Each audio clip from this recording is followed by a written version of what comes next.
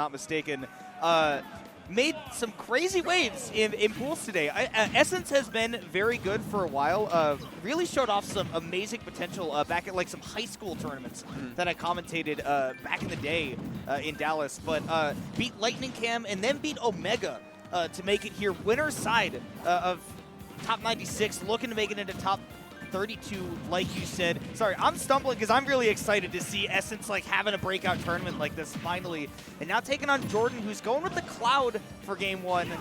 Normally, I think of Jordan as a Wario player. I know that he can play pretty much any character out there. Yeah. But this is a good pick against Villager. Yeah, absolutely. I mean, probably didn't want to deal too much with the weird air-to-air in getting camped out as Wario. I also know he's got a wolf in the pocket as well. I mean, and a Donkey Kong? Yeah, a myriad of Could we see a Donkey Kong? So, but I like the Cloud at first. Obviously, off stage is you're gonna get bowling balled if you lose your jump. But the trade-off of this on-stage domination, even making the zoner look like he has no options, is pretty solid to come from Midgar's favorite soldier. I see with that limit, gonna have a much easier time getting close to Villager. Definitely not going to be close to killing with that Blade Beam just yet, though. Max distance recovery, and I love that immediate wake-up off-ledge dash attack to cover that distance that Villager loves to just back off, throw out a safe projectile. It's not safe against Mr. Strife. Yeah, he not only ate that slingshot, but got the stock for it, too. I mean, there's just big testaments to the Cloud counter pick already paying off. Ooh, and the jabs just pulling Jordan in, and you gotta stop holding in because those jabs will keep on pulling you in. You can go for a long time, and there's that back row Essence putting the game right back to even. Just taking those cross slashes like a champ with a little axe at his shield too. He says, I can chop it up too. Yeah, swinging back, going sword for sword. Good DI on there too. That double dunk can happen more often than you would think playing against the Cloud. Limit on deck though. Things are looking a bit tough for Essence to even get out. Oh! Jordan was looking that literally the first time that he had limit. He tried to get that exact air dodge read. Got it the second time, already picking out a habit from Essence to really try to take down. We're going to have to see if that adaptation can come through as the set goes along. And, you know, playing when you're down as a zoner, that's a tough way to go. And am I shocked that the Wario main is the one going for these crazy finishing touches? Absolutely not. Waft on demand? Yeah, exactly. You know, all you got to do is get down, but you get an express delivery waft. The thing is, I also think of Jordan as somebody that doesn't even, like, combo into Waft as much. Like, obviously, he does, because that's very powerful. It's a Wario thing, yeah. I think of him as one of the people that just, like, hits raw Wafts, just kind of out of nowhere. So finishing touch is, like, a perfect move for him. Oh, the big climb that. hazard? Yeah, I mean, spacing it, knowing that, okay, like, I'm close. Man, the reads! Forget whatever I was saying about a silly little climb hazard near the ledge. Jordan, a couple of hard reads, clearly did his homework before he came into this match, because that wasn't even a download. That was pre-installed data. Exactly. So yeah, I mean, strong too, coming off and that's a confidence builder too, right? You're going in knowing like you've committed to yourself playing like essentially not your main into this matchup in a high risk situation. And getting that first game's got to feel great in the confidence department, and we've seen Jordan's a charismatic player who thrives off of that confidence that he builds. Yeah, I mean, definitely a momentum-based kind of player, I would say, right? I think that everybody knows that he's got a particular swagger to the game that he plays, and kind of just the way that he carries himself, right? Particularly when it comes to in-game, by the way, because I know people have like a certain impression of him after the Natoru thing and everything, but if you ever like meet Jordan at a tournament, super chill guy. He is a pleasure to talk to. Absolutely, and he views it. He has what I would say like quote unquote traditional like an FGC outlook on the game, where he's just like, yes, when it's time to talk the mess, it's time to talk the mess. When it's time to show out, you show out. But you're ultimately still there as like he's the bastion of the Louisiana scene. You know? It's a part of the culture and not a part of the personality. Exactly, right? That's the product, and he knows, right? That's part of what we enjoy seeing in the game. And that climb hazard, he does it high, he doesn't go to the ledge, he knows that bowling ball is ready to strike him out, and yes, I know that's a baseball term, but just bear with me. Essence and Jordan just dead even here in this game one. And Bobbles, I'm also a little bit surprised. I didn't even really take note of it until now, but playing on Smashville for game two, and that's where Essence has decided to take a sword character that covers a lot of range. Yeah, I you know, it's interesting. I think he took Omega here game two as well. I think having the not as much stage to have to deal with, and also like Slingshot can be a bit annoying because you can't really use that platform as well to get up and around Villager, you know, because it's pretty, it covers, the projectile covers just about the length of the platform, and the bowling ball catch into neutral. Ow, my foot! Ouch! Drop the 12-pounder right on his shin, but that dash attack again, another frag for the dash attack. And I love that little custom combo to push Jordan all the way into the corner. And like you said, Slingshot covers that platform. And you were bringing that up, and the thing that I thought of was how good Min Min is on this stage, right? That it's not that, you know, they're trapped in here with me. It's that you can't get away from them. Correct. But again, I mean, that table can turn just as quickly when you're talking about Cloud, who can cover a quarter of the stage with one single back air. These two are just, again, dead even on percents. And I'm loving that the dynamic continues to just be, both of these guys kind of want to be at mid-range. That's sort of where they're most comfortable. I guess wanted maybe a spot dodge or grounded option that doesn't quite get it. Oh! No tech even needed. Essence does hold on. Might have gotten him in even more trouble if he had tech. So honestly, a little bit fortunate for him that he's able to hang on the way that he did. But at 119, yes, a bevy of moves can take him out.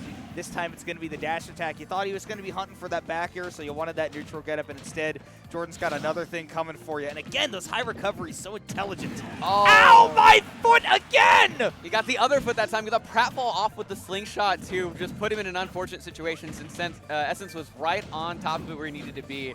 And, you know, he's 2 for 2. Could we see the turkey? It very much could be.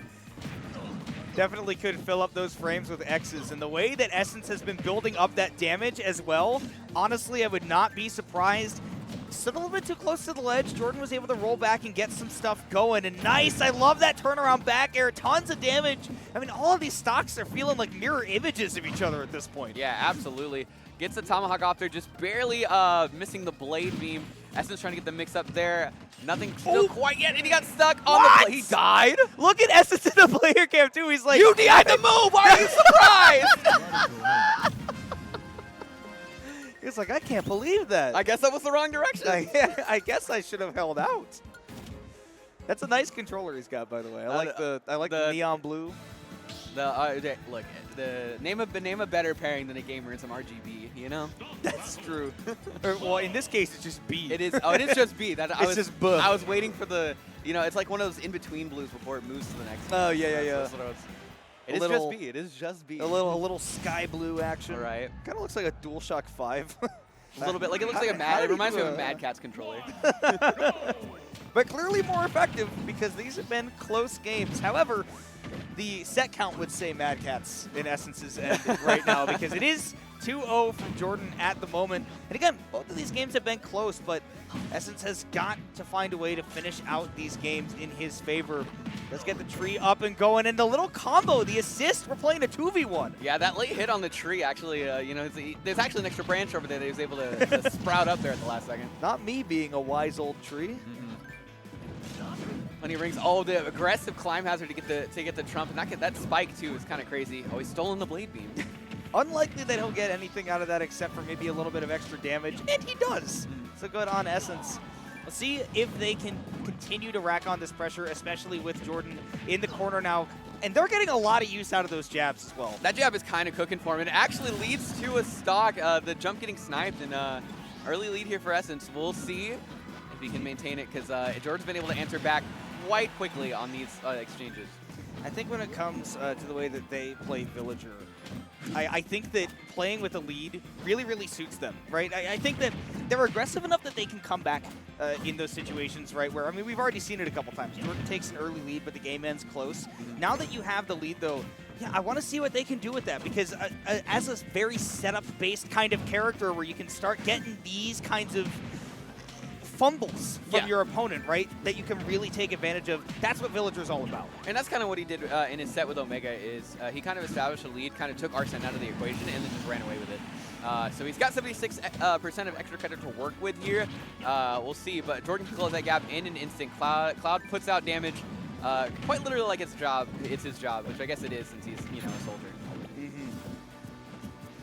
See Essence coming off of that platform, and I love that patience from Jordan, right? Not trying to immediately punish anything, going for some reaction. A little bit brave to go for the bowling ball right there. Definitely would have taken the stock if it had connected, but Yeah, a little bit too slow. Essence still playing with the lead, but that can change in a hurry.